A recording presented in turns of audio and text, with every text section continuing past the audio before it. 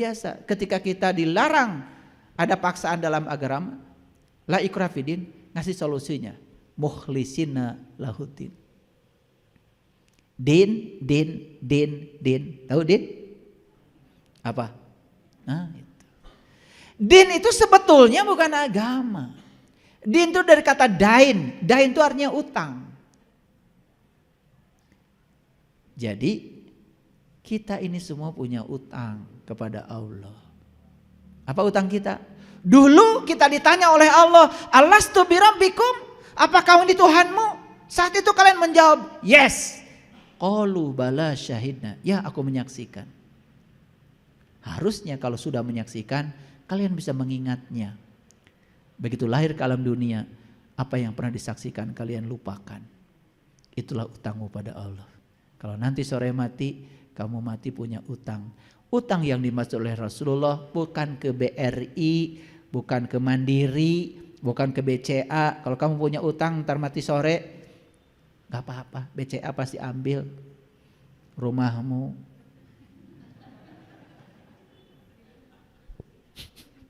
Betul? Betul Pak tidak? Makanya, aduh saya udah sakit-sakitan, saya gak mau punya utang lagi. Kalau utang urusan kayak gitu, mau nyicil motor, nyicil aja. Walaupun sakitan, gak apa-apa. Paling juga ntar diambil leasing motornya. Tapi utang kepada Allah tidak bisa diwakilkan. Utang itu harus dibayar. Jadi sebetulnya kata dasar dari din itu adalah dain. Itu utang sebetulnya. Jadi kita ini beragama karena kita punya utang. Jadi sebetulnya beragama itu tujuan utamanya melunasi utang. Asalnya nggak tahu Allah, asalnya tahu kepada Allah, jadi nggak tahu, cok bayar, tahu lagi. Itu namanya tobat. Maka tobat itu kembali bayar utang. Gitu. Paham sekarang? Udah berapa tahun beragama? Dileletik. Yuk kita baca ayat ini lagi. Fad'ullaha muhlisina lahuddin walau kalihar. Undanglah Allah dengan ikhlas dalam beragama.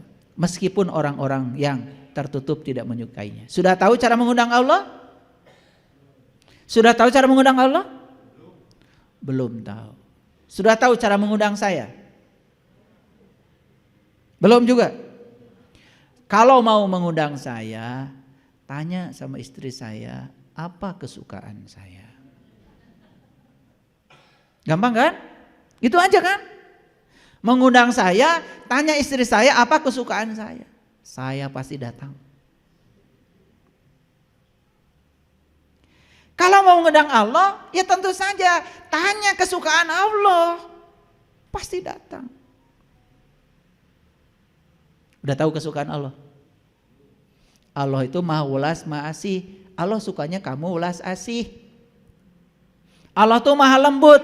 Allah sukanya kamu lembut. Allah maha luas. Allah sukanya kamu luas segalanya. Luas hatinya, luas pikirannya, luas sudut pandangnya. Allah tuh maha sabar. Allah sukanya kamu juga sabar. Gitu. Udah hafal Asmaul Husna?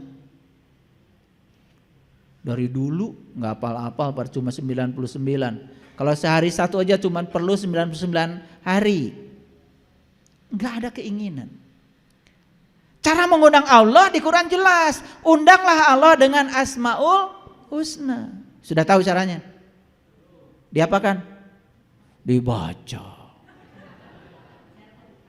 Ya Allah. Itu Asmaul Husna dirubah menjadi kenyataan hidup dalam dirimu, menjadi akhlakmu. Setelah tahaluk bi akhlakillah, tanpa diundang, Allah pasti hadir setiap saat. Ar-Rahman, Ar-Rahim, Al-Malik, Al-Qudus, As-Salam, Al-Mu'min, Al-Muhaimin, Al-Aziz, Al-Jabbar, terus sampai As-Sabur. Duh. Tahu As-Salam? As-Salam? Damai. Allah yang maha damai akan datang kalau kamu damai. Pakai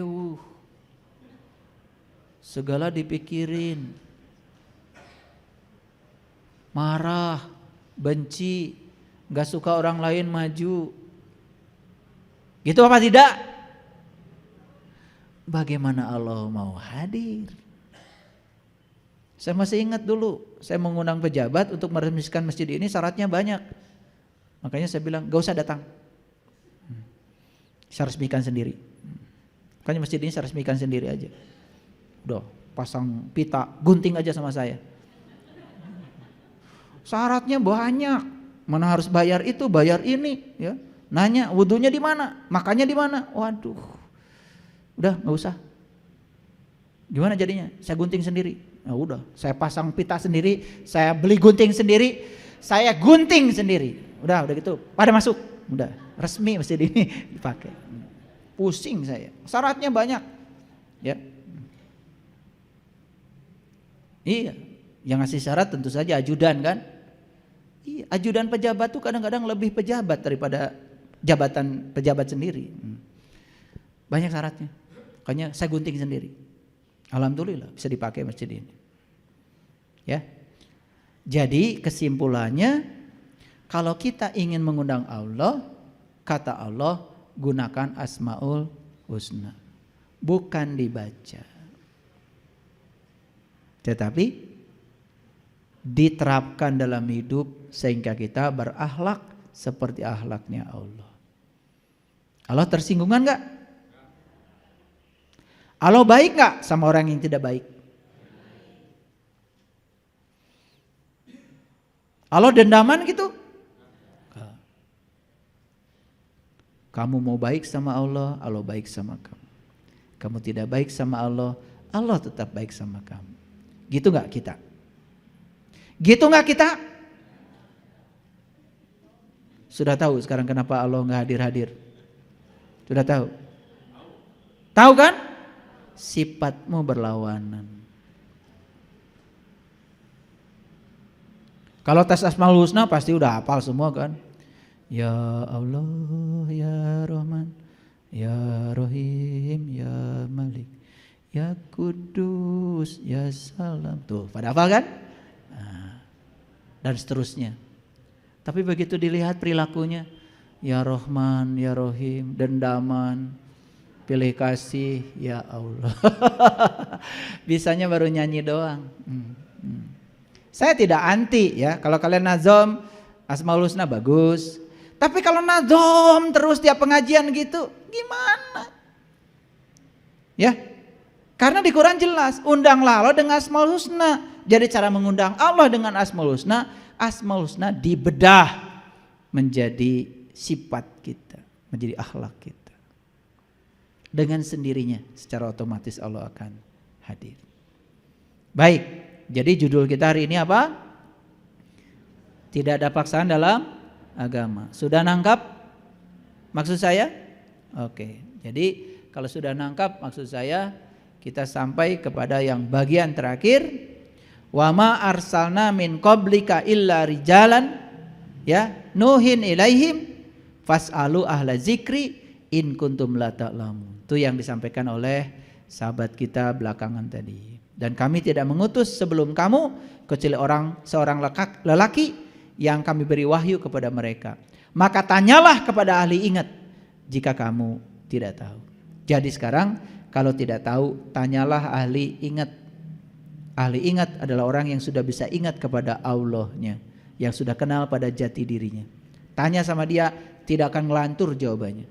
Kalau tanya sama yang bukan ini, ya sudah. Kita akan banyak pengetahuan, tapi pengetahuan tidak bisa menolong diri kita sendiri. Clear sekarang?